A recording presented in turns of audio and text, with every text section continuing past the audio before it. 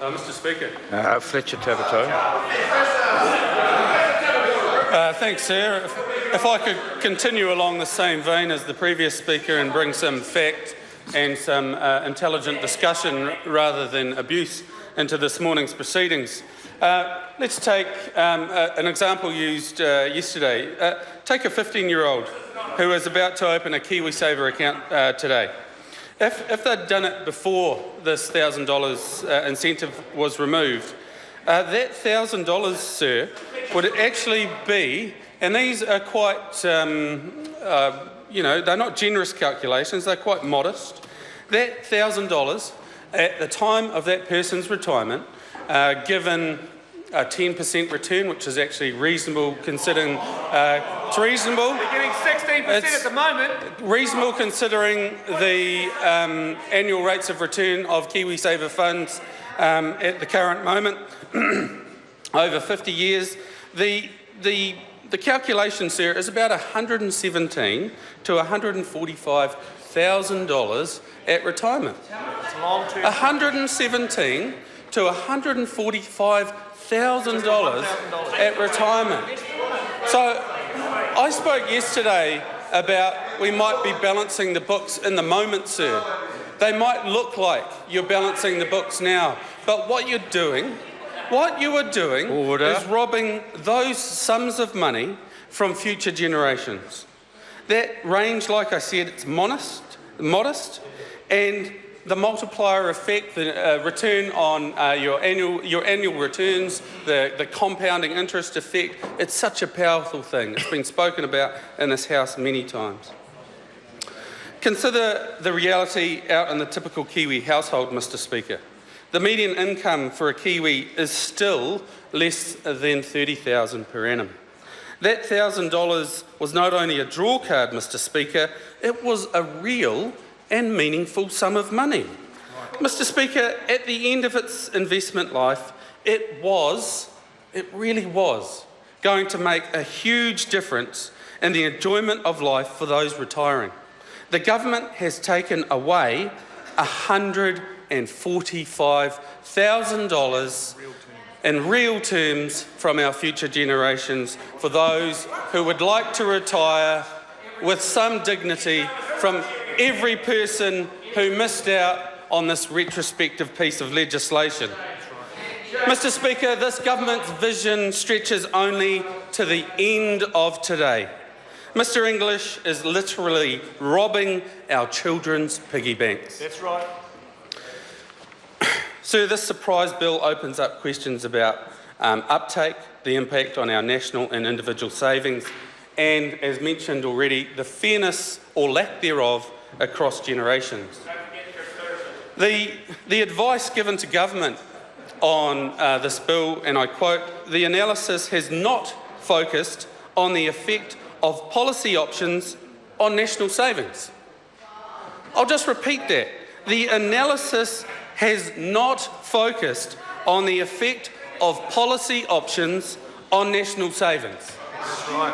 So here we are talking about $1,000 contributing to national savings, but the advice given to government, the analysis of the policy itself, sir, does not take into account national savings.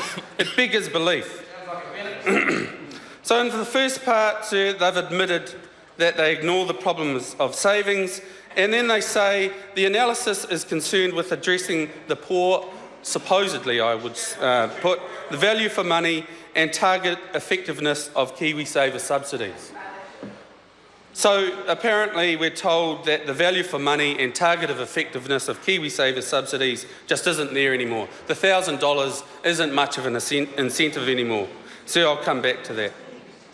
So earlier I highlighted what, whilst $1,000 may seem like a small sum, we are talking about people, the median income in New Zealand of less than $30,000.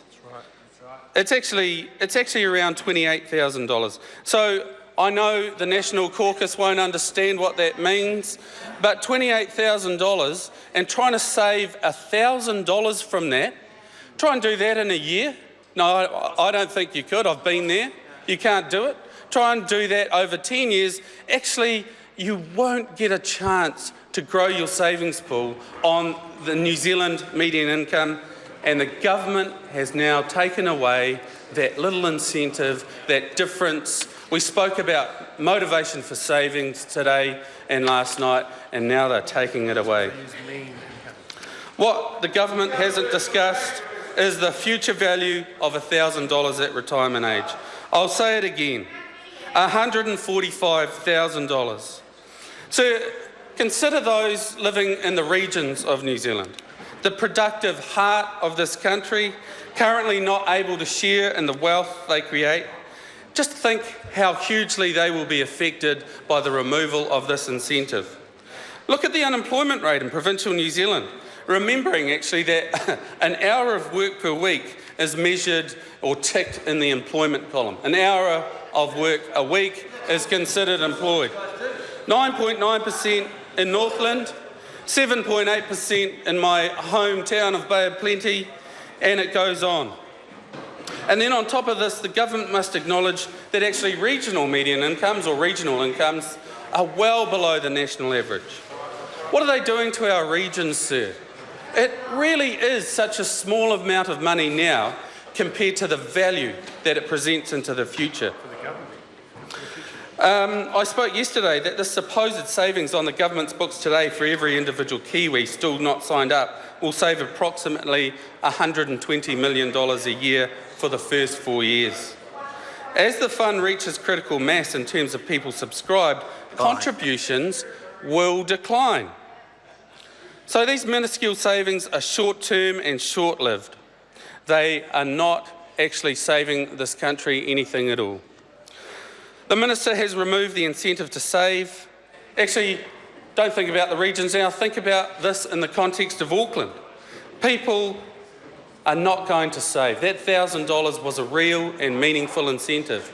But people in Auckland are living day by day. The cost of living in our biggest city are just gigantic, and you've taken away their opportunity, their incentive to get into a savings scheme where they might have been able to subsidise their superannuation.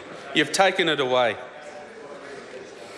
So we've been speaking to Grey Power members, and they noted, and I quote, that the axing of the $1,000 startup boost for KiwiSaver contributors means that many New Zealanders will be much poorer when they retire, as it removes a vital incentive for workers to join up and means more people will be dependent solely on their superannuation on retirement.